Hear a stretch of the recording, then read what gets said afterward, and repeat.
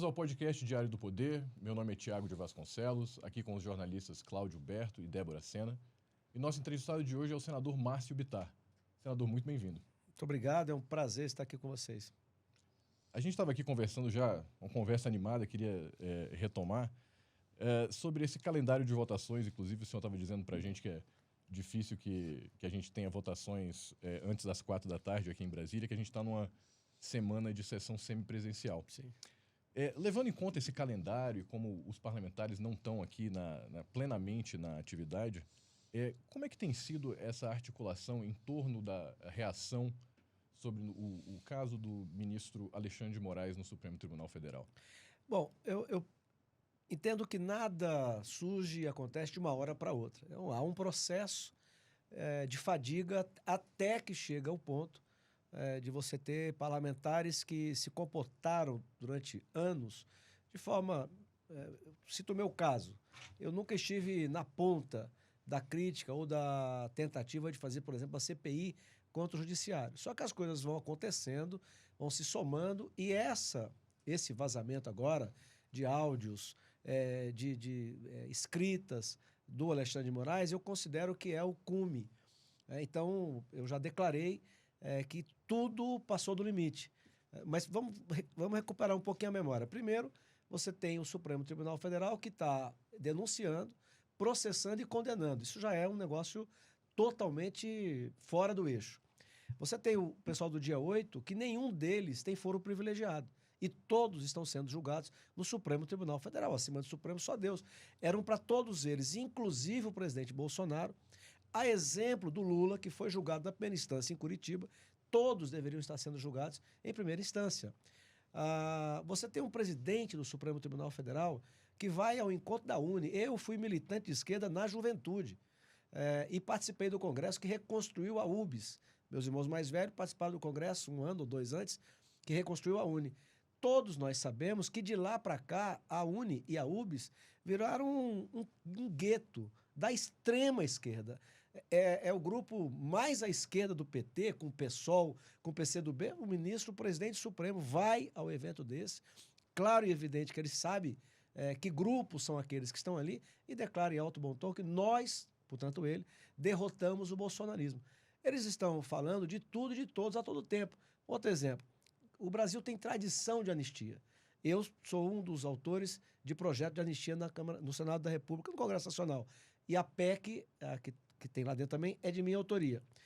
Pois bem, o ministro Gilmar Mendes vai a Portugal e de lá declara que não há clima no Brasil para anistia, mas isso não é a área deles.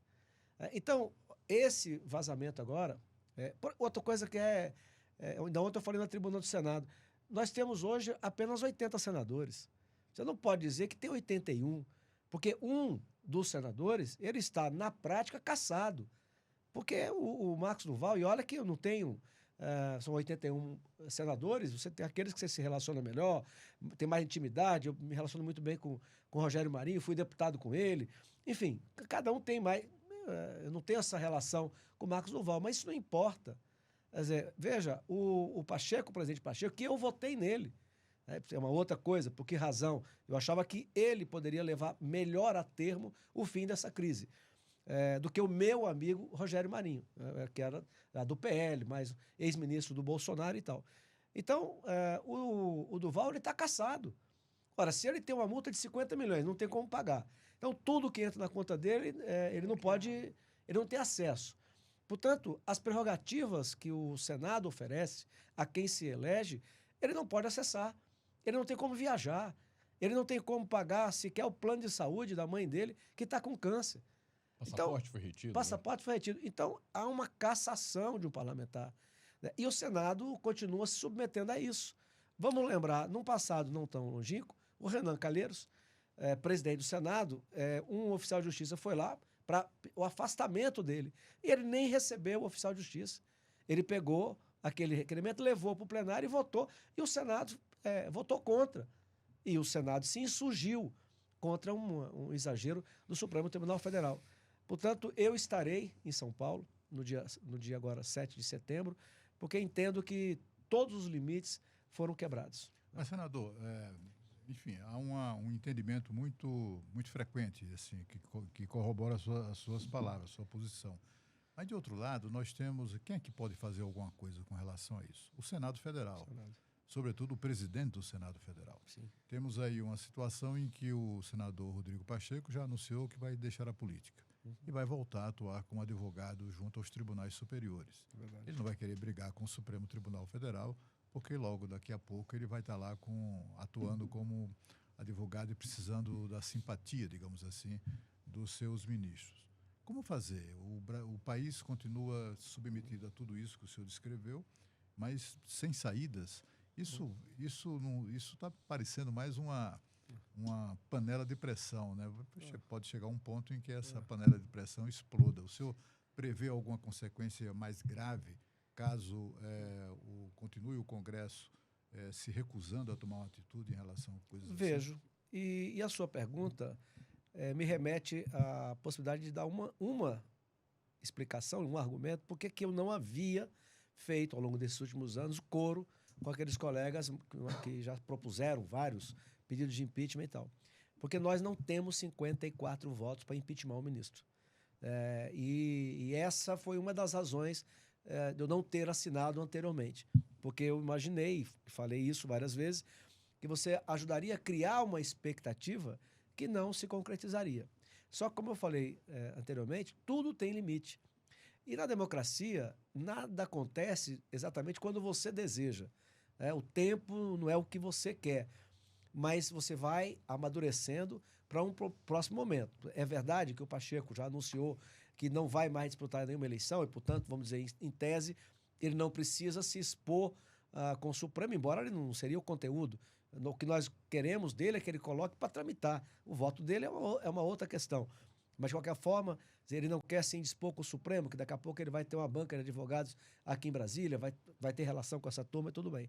Mas ele tem um candidato à sucessão, que é o Davi Alcolumbre, com quem eu me dou muito bem.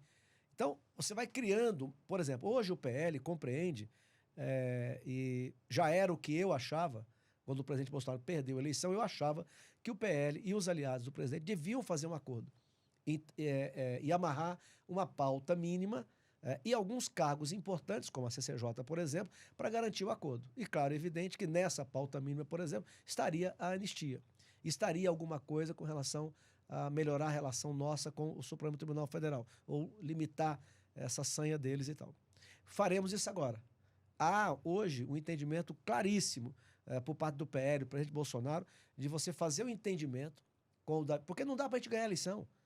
Não dá para você lançar um candidato por lançar um candidato. Então, compõe, em nome de uma agenda, ocupa alguns cargos importantes, que faz com que essa agenda também seja cumprida, e o resultado das eleições de 2026 vai mudar a correlação de forças no Senado da República.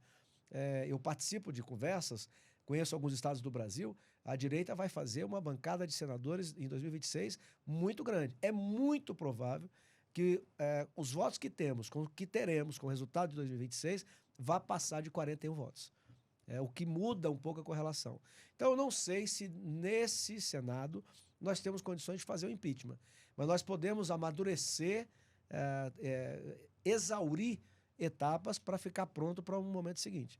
Senador, agora, em um outro momento, o senhor esteve junto a uma comitiva de parlamentares que foi até o Supremo Tribunal Federal e se reuniu ali com o ministro Luiz Roberto Barroso. A gente já sabe como foi essa conversa do lado de vocês. Vocês pediram o afastamento do ministro Alexandre de Moraes, na época, do inquérito das fake news. Mas e o Barroso? Como é que ele respondeu a esse pleito? A reunião foi marcada pelo nosso líder, o Rogério Marinho, eu acompanhei, também porque quis entregar para ele um relatório da CPI das ONGs, que eu fui o relator. O Plínio foi o senador que criou essa CPI, o trabalho foi dele e me chamou para ser o relator. Então eu pedi para o Rogério se eu poderia também entregar esse relatório, porque o ministro Barroso mencionou alguma coisa do que nós estudamos numa dessas viagens internacionais que eles fazem bastante. O problema que ficou muito claro é que o próprio ministro Alexandre de Moraes, ele disse que nos processos que ele está investigando, ele poderia ser uma das vítimas dessa grande fake news que é dizer que o dia 8 foi uma tentativa de golpe do Estado. Eu sou contra qualquer tipo de processo, qualquer tipo de lei que cerceie a liberdade, que controle as mídias sociais, porque depois da frase tem uma vírgula. Quem dirá se é discurso de ódio ou não? Quem dirá se é verdade ou não? Por exemplo, na minha concepção, o Supremo, não os 11, mas a maior parte, eles promovem uma enorme fake news, que é o dizer que o dia 8 foi uma tentativa de golpe de Estado, quando nunca houve. Isso é ridículo. Mas mesmo assim, apesar disso, o ministro diz que na apuração apareceria que ele seria uma vítima. Quer dizer, o movimento visava até enforcá-lo em praça pública e tal. Isso. Ora, se ele é uma vítima do processo que ele está investigando, ele tem que se considerar inepto para a ação. Então foi isso que nós fomos pedir.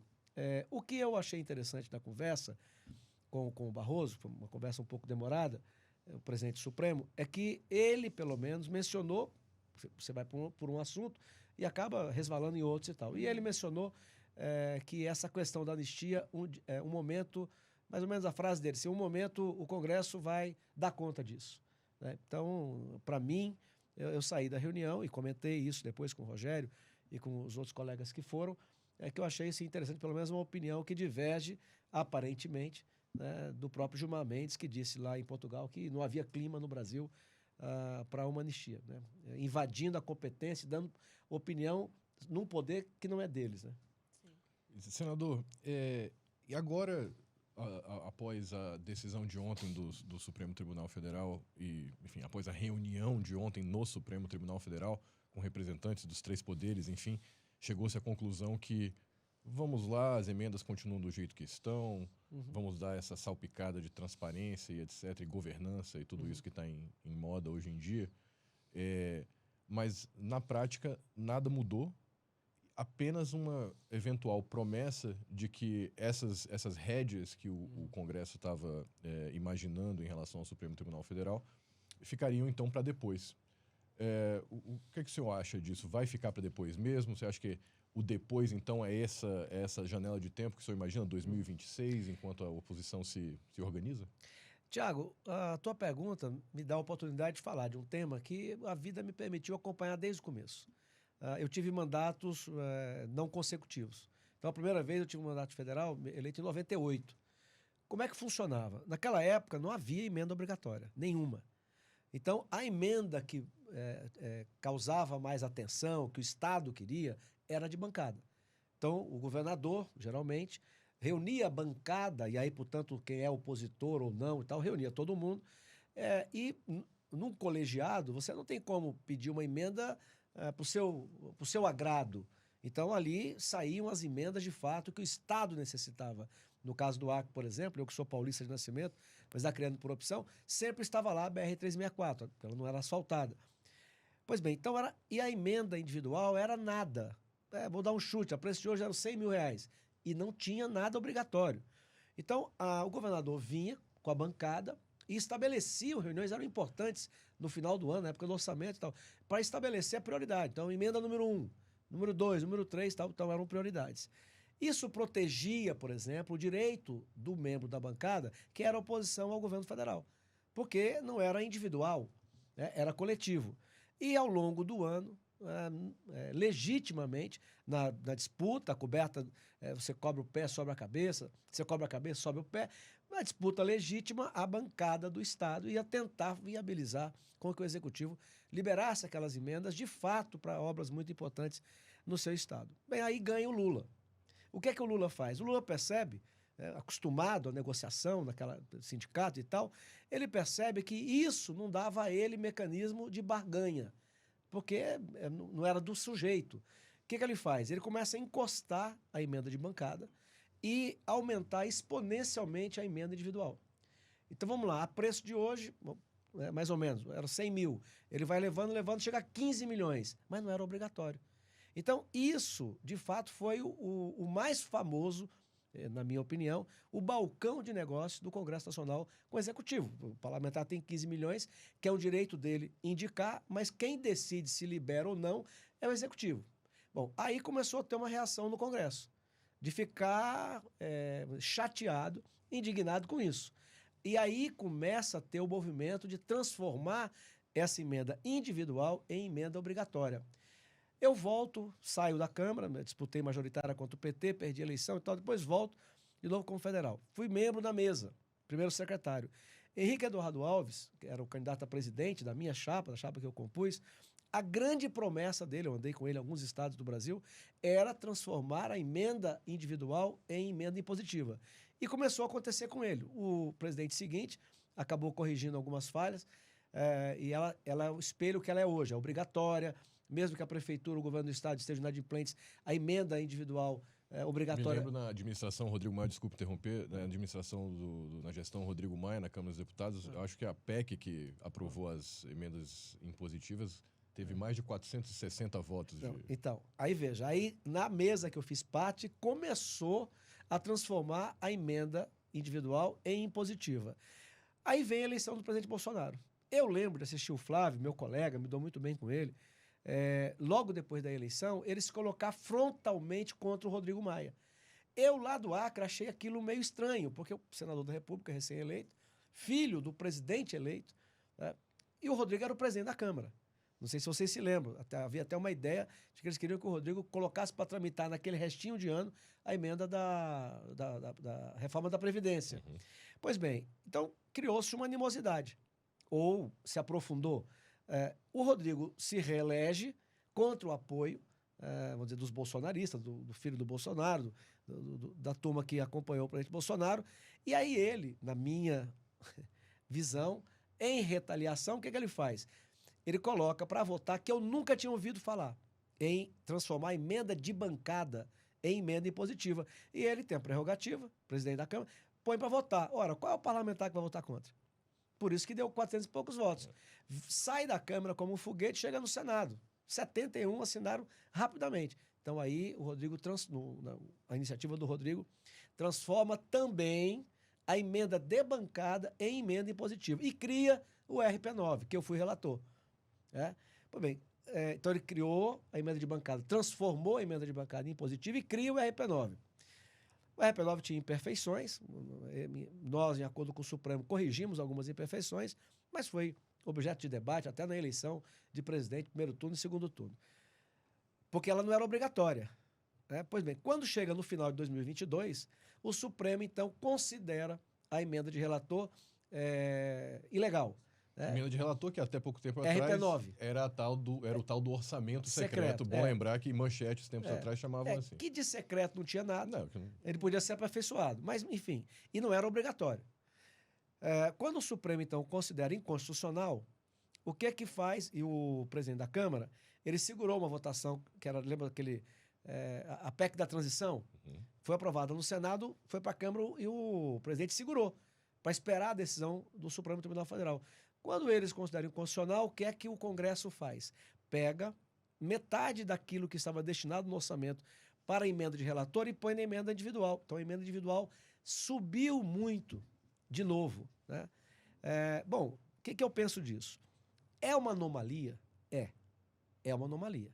Se você for pensar no mundo ocidental, há algum parlamento que tem, sobre o recurso discricionário do governo federal, mais de 40% sobre o seu domínio? Não tem. Não existe isso. Agora, como é que muda? O Congresso Nacional passou a ter esse poder. Para deixar de ter, ele tem que aprovar. Ele vai aprovar? Olha o meu caso. Eu represento um estado dos mais pobres do Brasil. Esse ano eu terei de direito de 100 milhões de reais de emenda. Para o meu estado, a bancada tem 1 bilhão por ano. É muito dinheiro para o estado tão pobre quanto o estado do Acre. Então, quem vai abrir mão disso? Então, eu considero que é uma anomalia, mas que não tem como acabar com isso. Mas pior do que essa anomalia não é o toma lá da cá, o balcão de negócios, né? O Lula sempre foi craque nisso, né? De tentar impor na gestão, digamos assim, desse balcão de negócios, um comportamento bovino. Correto. Do Congresso Nacional. Né? Por isso que ele é contra, ele disse agora há poucos dias atrás, que do jeito que está, né, o parlamentar pode fazer críticas a ele todo santo dia e vai receber do mesmo jeito. Então, é uma blindagem. Você ter o orçamento... Quando eu falo que é uma anomalia, é esse volume. Você tem no mundo ocidental algo em torno de 10%, em que o Congresso tem poder de destinar não só de fazer o orçamento, mas de destinação. Aqui nós passamos de 40. Então, esse dado que é uma anomalia. Agora, você blindar o parlamentar de que ele tenha o poder de fazer algumas emendas que sejam impositivas, portanto, não depende do presidente, é muito positivo. Porque, de fato, e é isso que ele não quer. Eu disse aqui rapidamente, como é que nós chegamos a isso? Começou com Lula. Quando ele eleito presidente, percebeu, não, a emenda de bancada eu não tenho como negociar individualmente. Então eu vou esconder a emenda de bancada, não vou dar importância e vou aumentar exponencialmente a emenda individual. Ele tem direito, mas o poder de decidir se eu vou dar para ele ou não é meu. Então chegamos nessa situação que está agora. Agora, Cláudio, tem como aperfeiçoar. Por exemplo, a emenda que agora ficou batizada como PIX, ela tem como melhorar. Eu não sei um caso específico, mas ouço dizer que tem prefeito usando a emenda PIX até para folha de pagamento. Está errado. E você pode e deve aperfeiçoar. Por exemplo, o prefeito pede 10 milhões de reais, 5 milhões, que esteja lá, para onde vai, o que é de asfalto, o que é de calçada, se é uma ponte, que esteja. Então, dá para melhorar, dá para aperfeiçoar e dar mais transparência. Agora, eu não vejo ninguém no Congresso Nacional disposto a voltar no tempo em que você tinha direito de colocar uma emenda, mas o presidente da República é quem decidia se ia te liberar ou não. Então, tudo isso que aconteceu acabou voltando tudo enfim, a ser como sempre foi, né? Com algumas pequenas concessões acessórias, digamos assim. Ficou claro para o senhor que o presidente Lula estava por trás da decisão do Supremo Tribunal Federal, porque teve uma proposta meio marota dele na segunda-feira, né? No sentido de atrelar o dinheiro das emendas parlamentares aos programas de governo. Assim, também tem isso, né? Essa anomalia brasileira, né? Sim. Até os parlamentares de oposição iam financiar as obras do governo, né? O Lula estava por trás disso tudo? Eu acho que não só eu, mas o Congresso inteiro entende que sim. Desde a votação no final de 2022, quando o Supremo considerou inconstitucional o RP9, o sentimento geral no Senado é de que o presidente Lula estava defendendo isso, como continua. Quer dizer, tudo o que ele quer... E agora com ministros que ele nomeou, né? Eles têm a maioria absoluta, né, de nomeação no Supremo Tribunal Federal. Aliás, sobre isso, um adversário meu, histórico do Acre, o PT, governou 5 mandatos de governo estadual, 5 mandatos de prefeitura da capital, e eu passei o tempo inteiro em oposição a eles, e o principal líder deles era o Jorge Viana. Jorge Viana, senador da República, soltou uma frase que eu repeti várias vezes, de vez em quando eu ainda me lembro. Uma frase dele foi o seguinte, lá na época que estourou o Mensalão, o Petrolão, ele disse o seguinte: agora só faltava isso. Ministros que nós indicamos votando contra a gente. Quer dizer, olha o nível da corrupção mental desses sujeitos. Distorção mesmo. Distorção. Tudo que o Lula gostaria, né, é que voltasse à época em que o parlamentar tem direito de indicar, mas não tem a obrigação de ser liberado. Estava na mão dele. E no Congresso não vai retroceder. Ontem, por exemplo, eu vi o Girão e o... aqui de Goiás, meu Deus do céu, que foi jornalista esportivo. Vanderlan. O Cajuru. O Cajuru. O Cajuru e o Girão, ambos defendendo que a manutenção das emendas parlamentares obrigatórias, que é uma blindagem ao Executivo. Agora, senador, acho que é importante a gente ter acesso ali aos bastidores e ao clima atual no Senado, porque ontem foi interessante observar o contraste nos discursos. O presidente Rodrigo Pacheco saiu da reunião com os demais poderes dizendo que o acordo firmado representa democracia, respeito, diálogo, enquanto a oposição fez discursos duros contra o Supremo Tribunal Federal. O presidente do Senado, nesse momento, está isolado nesse sentimento de que há um pacto democrático em curso? Eu acho que o presidente do Senado, ele está, sim, isolado. Eu acho que, como ele já declarou que não será candidato mais a nada, então ele já pensa na vida privada, particular dele. Ele é advogado, ele já tem uma banca de advocacia, vai se dedicar a isso em tempo integral após o término do mandato, mas eu acho que ele, nesse momento, infelizmente, ele não está representando direito o que seria o Senado da República. Quer dizer, veja, eu não sou contra que o Executivo com o Supremo, com a Justiça, se cheguem a alguns acordos. O problema é que eles utilizam o prestígio que têm gastam com coisas que não deviam. Por exemplo, o Gilmar Mendes, ele propôs fazer um grupo de trabalho para chegar a tentar chegar a um denominador comum sobre o marco o marco temporal. E eu disse o que eu vou repetir agora. O problema é que meu pai dizia isso. Seu prestígio, você vai gastando. Você tem que ir repondo. Então, ele gasta o prestígio quando ele vai a Portugal declarar coisa que não é da área dele. Eles fazem isso. Então, quando aparece alguma coisa que pode, de fato, ser legítimo, que há uma conversa entre o Judiciário e o Congresso Nacional, eles já estão desgastados. Então, independente, na verdade, o acordo de ontem foi meio que na marra, porque o Congresso não ia aceitar. Tanto que para aprovar um orçamento extraordinário para o Poder Judiciário, nós já tínhamos barrado. Então, ali é guerra de gigante, não tem nenhum parlamentar. Isso une todos nós. Une os 503 deputados federais e os 81 senadores. Então, na verdade, falando francamente, o Supremo teve que aceitar. Porque ele ainda sabia que não tinha, era guerra total. Foi claramente uma vitória do Congresso Nacional. Do Congresso Nacional. Né? Agora, senador, não foi explicitado em nota nem em declarações, mas fez parte desse acordo um recuo do Congresso em relação à imposição de limites ao Supremo em decisões monocráticas, ou naquela emenda que dá ao Congresso o poder de revisar sentenças do Supremo. Tudo isso vai para a gaveta de novo? Olha, infelizmente, eu não escutei ninguém dizendo que isso houve, que esses dois temas foram tratados nessa reunião.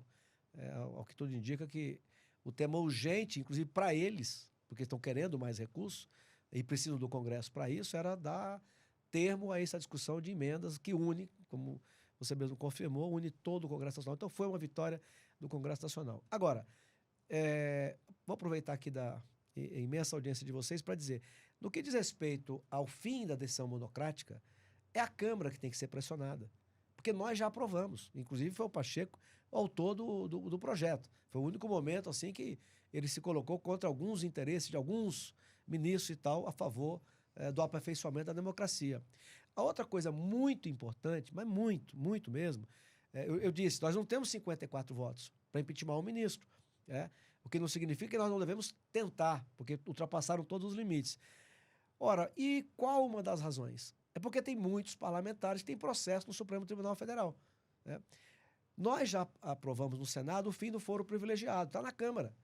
Então eu falo no meu estado, ou por onde eu ando, quando o pessoal me pergunta, olha, quer ajudar? Quer fazer uma pressão? Quer se manifestar? Se manifeste com o seu deputado federal. Se manifeste com a Câmara Federal.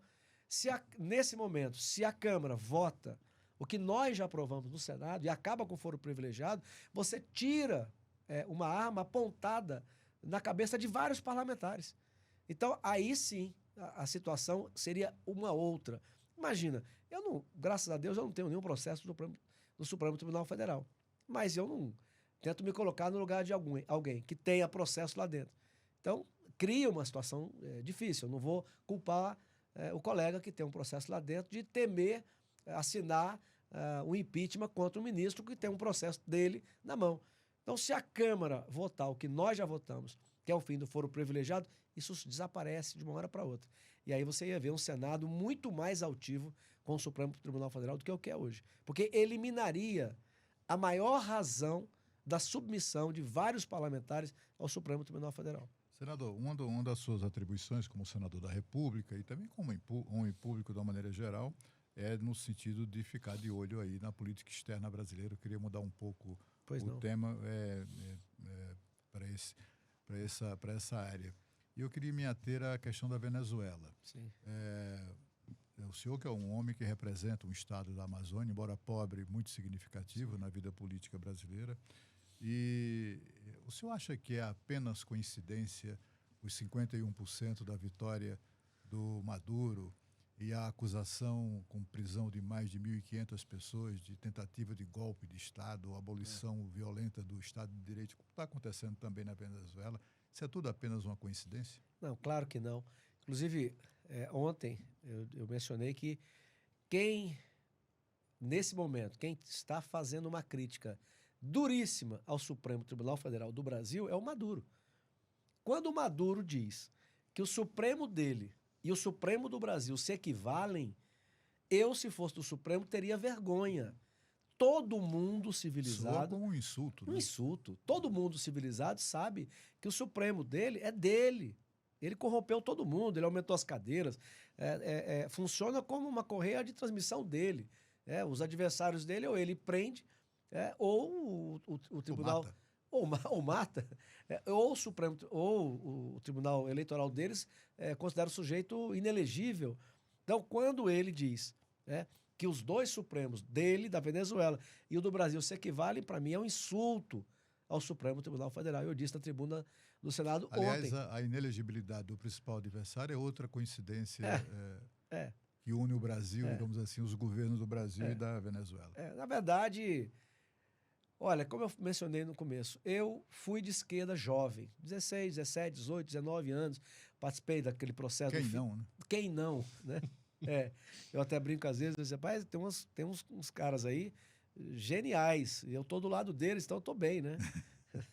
Tô bem aí, Jorge Amado, Chico Anísio, e vai por aí, Nelson Gonçalves, Nelson Rodrigues, Nelson Gonçalves também. Então, enfim, tô bem acompanhado. Mas o tempo e a realidade da vida vai te mostrando que isso não faz sentido. Então, a esquerda falar em democracia é uma piada. Eu morei na União Soviética. Eu passei quase um ano pelo Partido Comunista Brasileiro em 84, estudando no Instituto Marxista-Leninista do Partido Comunista da União Soviética, que era para aprimorar a militância do planeta. Lá tinha gente de qualquer lugar do mundo e tal. Portanto, eu estudei, eu li um pouco sobre tudo isso e tal. E eles são contra a democracia. Eu discutia com um cunhado meu, que faleceu de câncer, ele dizendo que a nossa turma exagerou, por exemplo, quando vazou aquele áudio da Dilma com Lula e tal. Eu virei para ele e falei, cunhado, para mim que você vem dizer isso, vocês são contra essa Constituição inteira. Eles pregam um outro modelo. A democracia para a turma da esquerda é a democracia do partido, é o centralismo democrático interno. Então, por isso que eles amam a ditadura venezuelana. E só não fazem no Brasil... Porque para a esquerda adotou o princípio segundo o qual a democracia, os valores democráticos, não são valores absolutos. Né? O Lula disse isso, né? A democracia democracia relativa. Relativa, né? Mas, enfim, eu acho uma vergonha a posição do Brasil. E agora, por exemplo, com o X, a Rede X, né? Saindo do país, a gente mais uma vergonha. E nós estamos igual a Venezuela, a China, né? que manda embora, porque senão ia ser preso. Quer dizer, a ameaça claríssima. E assim, e sem poderem dizer que era do ministro Alexandre de Moraes, que é mais grave ainda.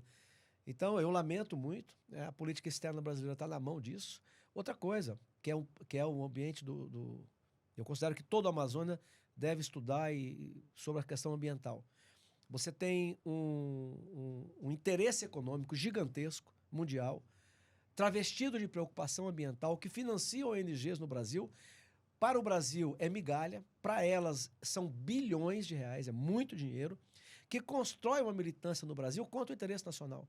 Então, por exemplo, eu tenho vergonha de ver o Lula, de qualquer forma, do jeito que foi, agora está claríssima a interferência da justiça para favorecer uma candidatura em detrimento da outra, mas tudo bem, é o presidente do Brasil. Ele recebe o Macron aqui no Brasil, na Amazônia. Qual o motivo da alegria dele receber o Macron aqui? Não foi o Macron que disse lá na Europa, em nome dos outros, que eles não aceitavam o acordo com o Mercosul? Isso nos interessa. Isso sim era interessante para nós. E o Macron, em nome de todos eles, foi o responsável por bater a porta na cara do Lula. Mesmo assim, aí prometeu dinheiro para a questão ambiental e já disse que não vai cumprir. E mesmo assim, depois disso, vem ao Brasil e é recebido com festa pela Marina, pelo Lula, que vieram... Sabe o que ele veio fazer aqui? O Raoni já estava esquecido. Ele vem aqui, claro, o presidente da França vem aqui, se reúne no interior da Amazônia com o Raoni, claro que a notícia é mundial. Para o Raoni entregar um documento para ele, para o Lula e para a Marina, dizendo que em nome das comunidades indígenas são contra a ferrogrão. E isso, para mim, é uma vergonha. Eu considero que o maior assalto, o maior roubo que o Brasil permite é o da Amazônia. Quanto custa você não usar potássio? Então, a política, o único presidente, e não é porque ele é o meu líder, é porque o único presidente civil que teve coragem de defender a Amazônia para o Brasil foi o Bolsonaro. O resto, tudo vão entregando. Entrega mais terra. Nós temos 14% de terra no Brasil na mão de reserva indígena. E eles estão morrendo de fome. E querem criar mais reserva, mais reserva. Então, a política externa brasileira da esquerda, eu me envergonho. E quando, particularmente, o assunto é a Amazônia, eu tenho vergonha de ser brasileiro.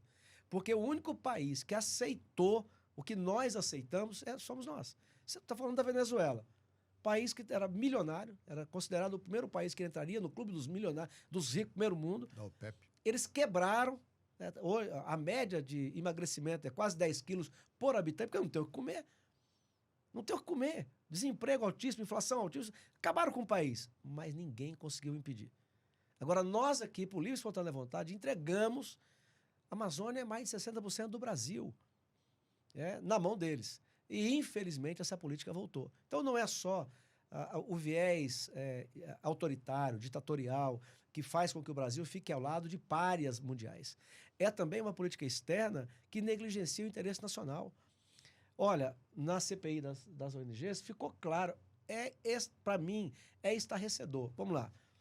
O Canadá paga a ONG no Brasil, financia a ONG no Brasil, que trabalham contra a extração de potássio. Como é que eles fazem? Você tem uma reserva indígena que fica a mais próxima, né, lá de Altazes, onde se descobriu há mais de 10 anos uma imensa reserva de potássio. Então, essa ONG trabalha, mancomunada com órgãos do Estado brasileiro, com o FUNAI, com o IBAMA, com o ICMBio, para provar que lá naquela área onde acharam o potássio era terra indígena. Ora, fecha o Brasil, porque tudo era, né? E aí querem esticar a reserva indígena, ampliar a reserva indígena, como já fizeram e fazem muito, para abraçar essa reserva de potássio. E aí ela não pode ser mexida. Pois bem, o interesse ambiental? É claro que não. O Canadá vende potássio para o Brasil, é simples assim. E ainda pior assim, é esclarecedor. Nós, então, pagamos royalty para o índio canadense. Porque parte do potássio que vem do Canadá é de área indígena, porque lá eles são donos. Se tiver petróleo, tiver minério, eles tiram. Então, nós podemos pagar royalties para os índios canadenses, mas não podemos pagar para o nosso. E o que está por trás disso? Guerra econômica. Estados Unidos, quando patrocina, desde a época da Constituição, patrocina grupos no Brasil de pressão ao Congresso para criar leis que dificultam o agronegócio. Está preocupado com o agronegócio brasileiro? Que consome menos inseticida por hectare do que eles? Claro que não. Quanto mais problemas eles ajudam a criar para nós, quando não podemos fazer ferrovia, não podemos fazer estrada, a Amazônia não pode fazer estrada. Então, claro, a infraestrutura deles é muito maior do que a nossa. Então, é guerra econômica. Apesar de tudo, nós somos o principal concorrente deles. Então, eu considero que a volta da esquerda, depois de um breve período, de um brasileiro defensor do interesse nacional, é um retrocesso monumental. O alinhamento com as ditaduras mais vergonhosas do planeta e também a forma descarada, né, como entrega patrimônio nacional a troco de migalhas para as ONGs ligadas a eles. Aliás, se eu fizesse o que a Marina fez, era capaz que eu estava preso há muito tempo, né? Aliás, né, senador, o Brasil, a Amazônia arde, né, bateu o recorde de queimada. De queimadas. Pantanal também. Dos últimos 17 anos, nunca houve tantas queimadas, né? Pelo menos nos últimos 17 anos. E a ministra do Meio Ambiente, que é lá do Acre, prefere ficar falando sobre a necessidade de taxar os mais ricos, etc. e tal. Que coisa, né? Que não deu certo em lugar nenhum do mundo, a não ser que você acabe definitivamente, oficialmente com a democracia, instaure um regime comunista, ditatorial, aí sim você manda e sequestra o dinheiro de todo mundo. Caso contrário, aconteceu em alguns países que adotaram esse regime. O camarada é dono do patrimônio e vai para outro canto. E aí você vai fazer o quê? Vai embora. É simples assim. A Marina, e eu quero esclarecer o que eu falei agora há pouco. Por que eu acho que se fosse eu, já estava preso, um como eu? Porque a Marina vai para o Ministério do Meio Ambiente, ajuda a criar o Fundo Amazônia, capta o recurso com a Noruega e ONGs ligadas a ela e ao grupo dela são beneficiados por isso. E ninguém fala nada. Tá tudo certo, é moral, não tem problema nenhum. O conluio de ONGs que vão para os estados estaduais, vão para a União, depois voltam para a ONG. Isso é escandaloso. Tanto que a CPI está propondo projeto de lei para dar quarentena e tal. Mas é isso, quer dizer, você vai para o governo, cria um fundo, você vai atrás de captar esse recurso e a ONG ligada a você recebe. O Capobianco, que é o braço direito da Marina, agora e também no passado, quando ela foi ministra durante 7 anos nessa mesma pasta, é um dos fundadores do ISA, Instituto Socioambiental. O ISA, ele manda muito mais nas reservas indígenas do Brasil do que o Estado brasileiro. O descaramento é assim, ó. Você tem uma dessas ONGs que a gente recebeu, se eu não me engano, a FAS, Fundação Amazônia Sustentável. O sujeito era secretário de Estado, lá da Amazônia, lá do Amazonas. Aí ele disse isso. Ele disse isso lá na CPI, tá gravado. Aí eles criam o terceiro, que na boca deles tudo é legal. É o do terceiro setor, porque é menos burocrático, vai suprir o que o Estado não pode fazer, vai ser mais ágil e tal. Só que na prática é o seguinte, eles estão no governo, criam uma ONG, aporta recurso do Estado, repito, palavras dele, chama Vigílio, aporta recurso do Estado, 10 milhões do próprio Estado. O Estado vai no banco, se eu não me engano, não vou citar o nome que eu posso me enganar, mas vai no banco, onde ele detém a conta, pede para ele doar 10 milhões, aí claro que ele doa, porque você está lá com a conta do governo do Estado do Amazonas, dá 20 milhões, consegue mais 20 milhões pela influência do Estado, soma 40 milhões, aí ele sai do Ministério, da Secretaria de Meio Ambiente e vai para a ONG. E tudo isso é completamente esquecido, ninguém quase fala nada. Sem problema, é pelo amor. É pelo amor. É isso. Mas o senhor liderou uma CPI que investigou tudo isso, né? E a impressão que restou desse trabalho da CPI das ONGs é de que a Amazônia, o Brasil, mas a Amazônia em particular, são alvo, né, de verdadeiros saques, né? Total. Muitas dessas ONGs, incluindo as mais importantes, tudo um bando de picaretas, né? Não tem como o Ministério Público Federal, por exemplo, levar a termo as conclusões da CPI e processar essa gente? Por isso que eu levei ao ministro Barroso, naquela audiência que nós mencionamos agora há pouco. Agora, veja, hoje você tem é claro que não todo o Ministério Público Federal, é claro que nem toda a Justiça e tal, mas você tem um cumpliciamento dessas ONGs que dominam a mídia brasileira, as universidades brasileiras, tá? Com pessoas do Ministério Público Federal. Como é que funciona? Eles entram na Justiça pedindo para parar uma obra importante, como uma estrada, como uma ponte. O Ministério Público, que não tem o poder de mandar parar, né, mas tem o poder de ameaçar, e pede à Justiça que pare. E ela para. Quando eu faço críticas à Marina, é porque eu não consigo entender como é que uma pessoa que foi projetada por um Estado. Porque é diferente de, sei lá, o Brizola, foi projetado pelo Rio, mas o Brizola é nacional, né? Enfim, a Marina, se não fosse o Acre, ela não existia. Se não fosse a história dela, de ter nascido no Seringal, ser alfabetizada aos 16 anos de idade, ela não existiria. Não fosse o Chico Mendes assassinado. Então, ela existe pela história que ela teve no Acre. E ela abandona o Estado. Agora, por exemplo, depois de tanta conversa... Candidata para o São Paulo. Ela é deputada, porque no Acre ela não se elegeria. Então, ela abandonou o Estado. Agora, por exemplo, nós estamos com a pior seca dos últimos 40 anos. O El Ninho, fundamentalmente, não é o homem, tem tudo a ver com isso. Nós temos 4 municípios isolados no Acre. Jordão, Santa Rosa, Porto Valdo e Taumatugo. Estão vivendo uma carestia terrível. Esses 4 municípios, a renda vai de 0 a 2 salários, de 0 a 2 salários, passa de 85%. É tudo pobre, índio pobre, branco pobre, todo mundo pobre. Antes que me pergunte assim, mas por que eles não produzem? Porque não podem. Porque se eles saírem da sede do município, para qualquer direção que eles forem caminhar, eles vão encontrar terras indígenas e áreas protegidas e não podem trabalhar. Agora o rio está seco. Uma passagem de avião do Jordão está R$800 para uma mãe de família tirar. O botijão de gás está R$200. A gasolina chega a 13. Isso na sede, na beira do rio. Agora, por que a carestia está pior nesse momento? Porque eles não podem ter estrada. Dá para vocês se conformar com isso? Como é que você vai explicar daqui a 500 anos que no lugar do globo você trabalhava para não ter estrada e ponte? Se você não tem estrada, se você não tem infraestrutura, como é que você leva a educação? Como é que você leva a saúde? Como é que você viabiliza a atividade econômica? E isso é a Marina. Por isso eu não a perdoo. Porque a Marina, com a turma dela, Georgiano, o pessoal do Acre, eles serviram, lembra do pelego? Eles foram o pelego dos interesses internacionais. Como é que ia chegar um alemão no Acre, na Amazônia, falando enrolado, e dizer claramente o seu interesse? Não podia. Então eles tinham que arrumar um aliado interno para dizer que em nome da questão ambiental e tal, e isso foi criado. E o que nós ganhamos, né, esse saque monumental, e o que nós da Amazônia ganhamos é a pobreza. Qual a região mais pobre do Brasil hoje? Não é o Nordeste. A região mais pobre do Brasil é a Amazônia. Aliás, não por coincidência, a região mais pobre do Brasil, do Peru e da Bolívia é a região amazônica de cada um deles. Então, a conta não fecha, isso está errado.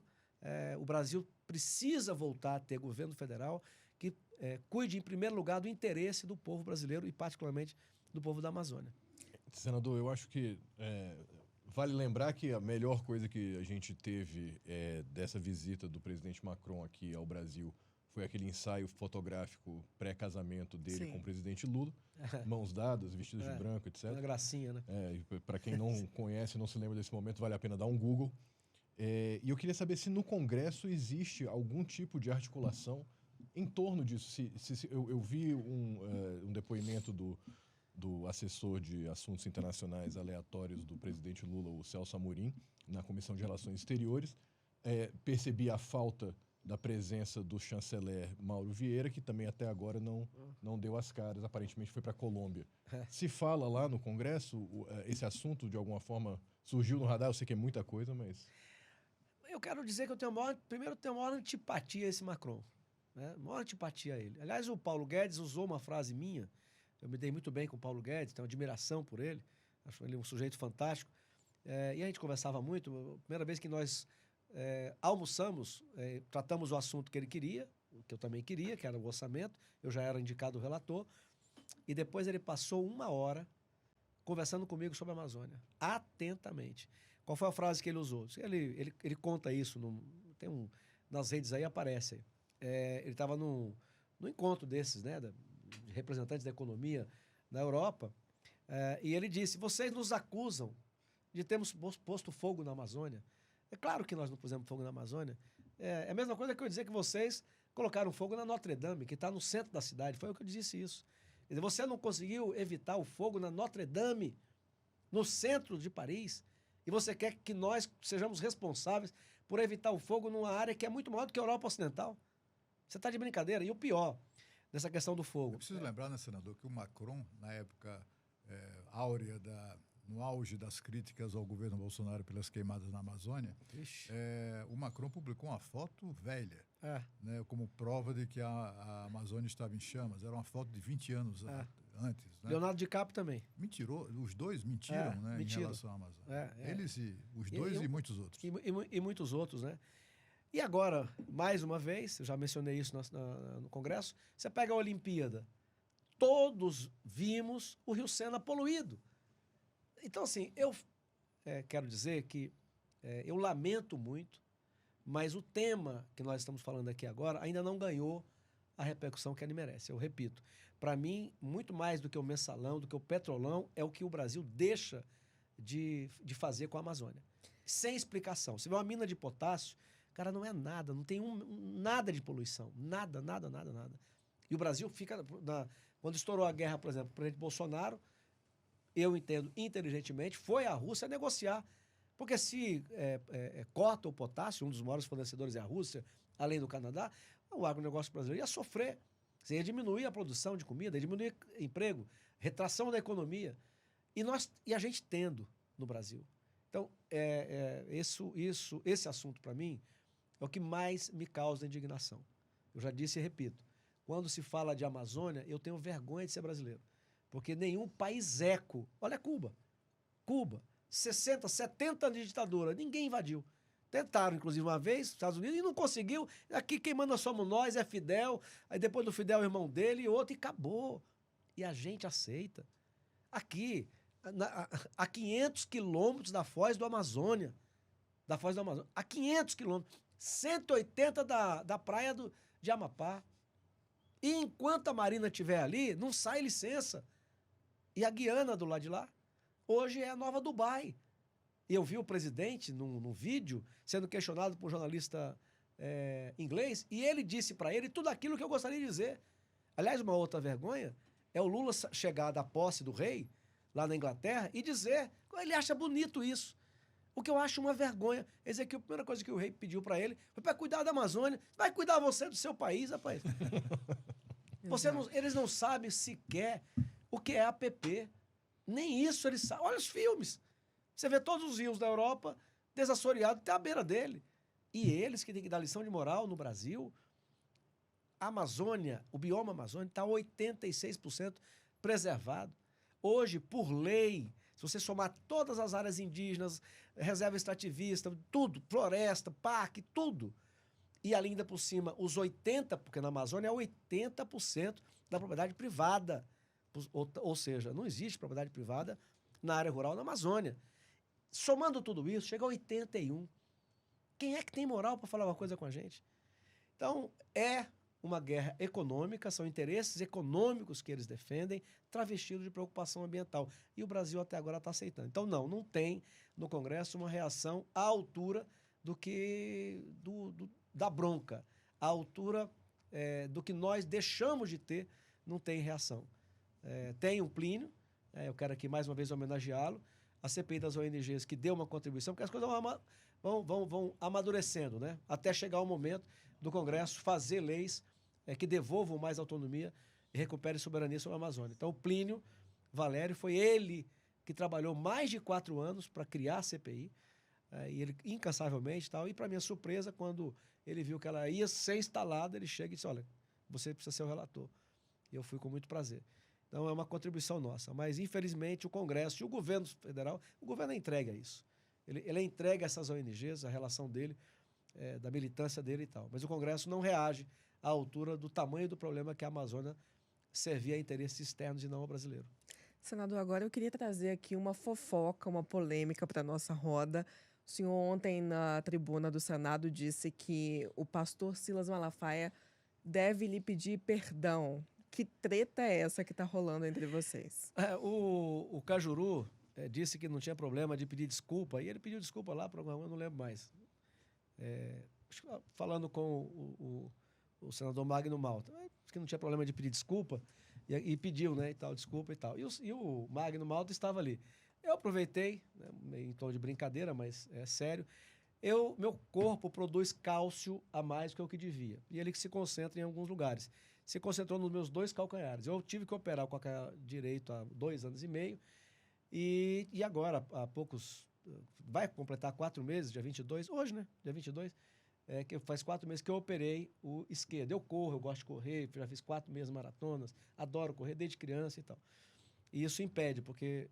E eu tava me recuperando da cirurgia. E eu fui fazer aquele... Você fica no tubo, né? Uma ressonância. A votação na comissão, aí vem a coisa com o Silas Malafaia, era sobre a legalização ou não dos cassinos no Brasil. E nota que eu sou contra não por argumento religioso. Eu sou contra por outra razão. E o presidente Bolsonaro me ligou perguntando. E eu brinquei com ele, eu tenho essa intimidade. Me diga aí, o que é que o senhor quer?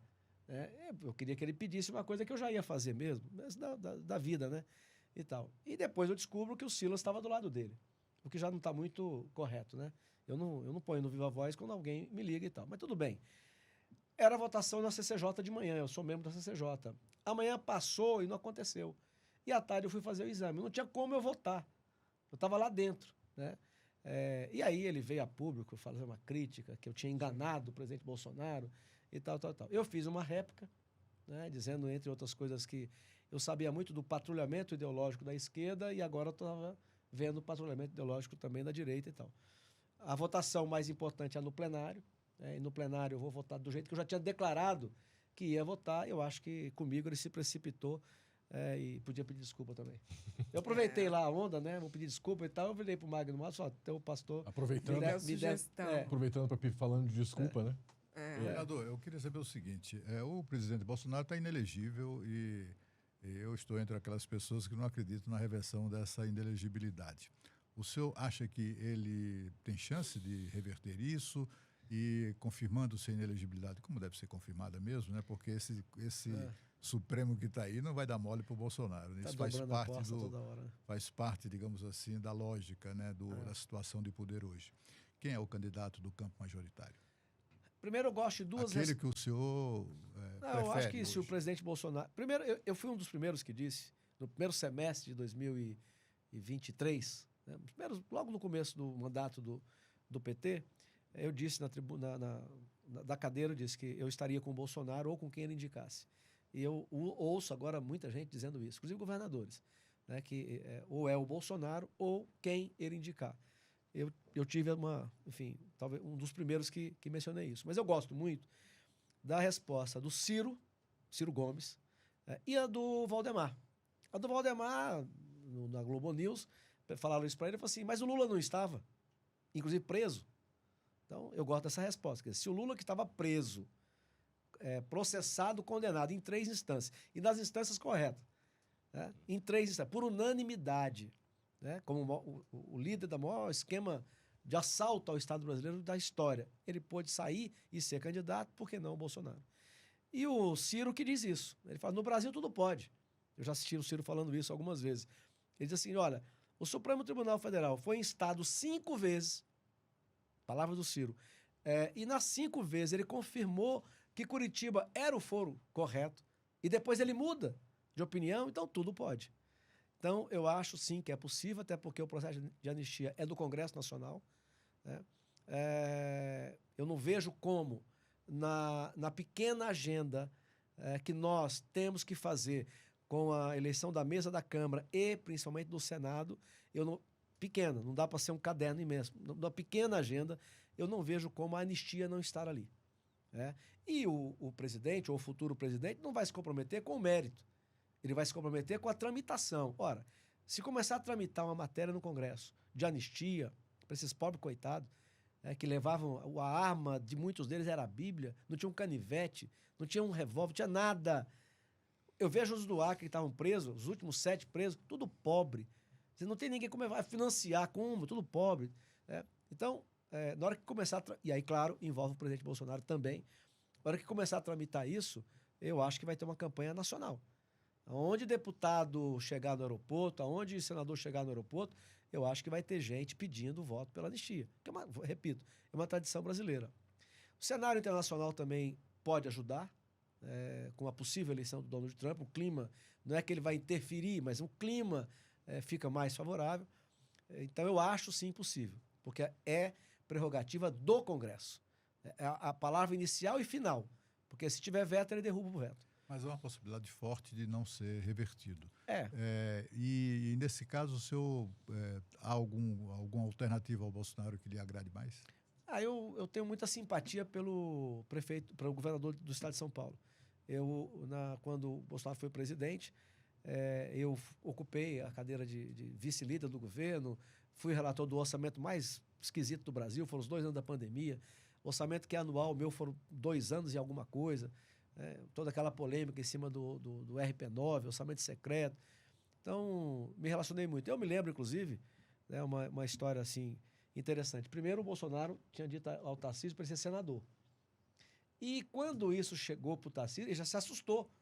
Eu lembro. E eu torcendo para ele ser senador.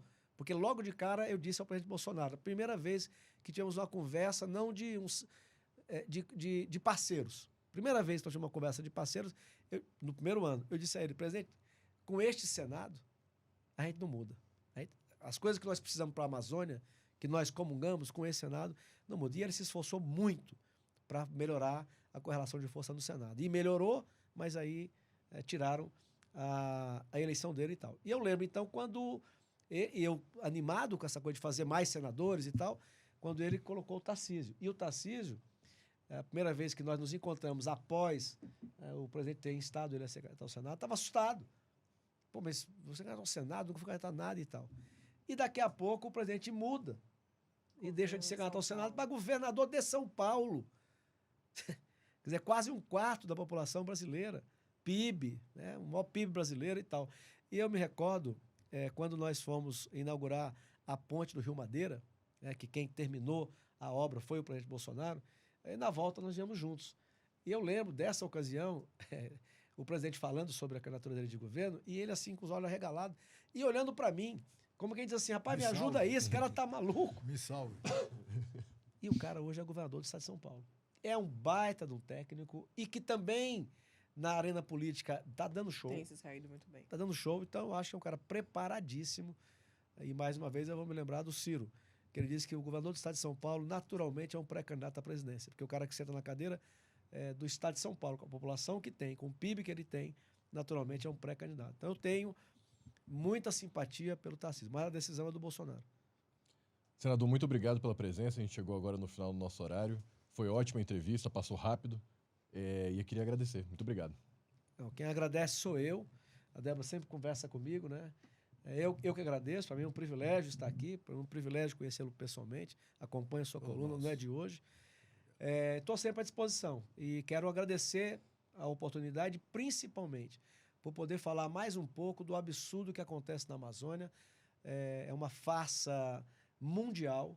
Esses países que financiam essas ONGs não preocupadas com a gente, não estão preocupados com o índio e Yanomami, que está morrendo mais agora do que no governo do Bolsonaro. Não estão preocupados com ninguém da Amazônia, nem do Brasil. Eles são preocupados e defendem os interesses econômicos deles. E a gente não pode continuar aceitando isso eternamente. Então, agradeço mais uma vez ter a oportunidade de tocar um pouco nesse assunto. Muito obrigado a vocês, fiquem com Deus, estou à disposição sempre. Muito obrigado, senador. Eu que agradeço.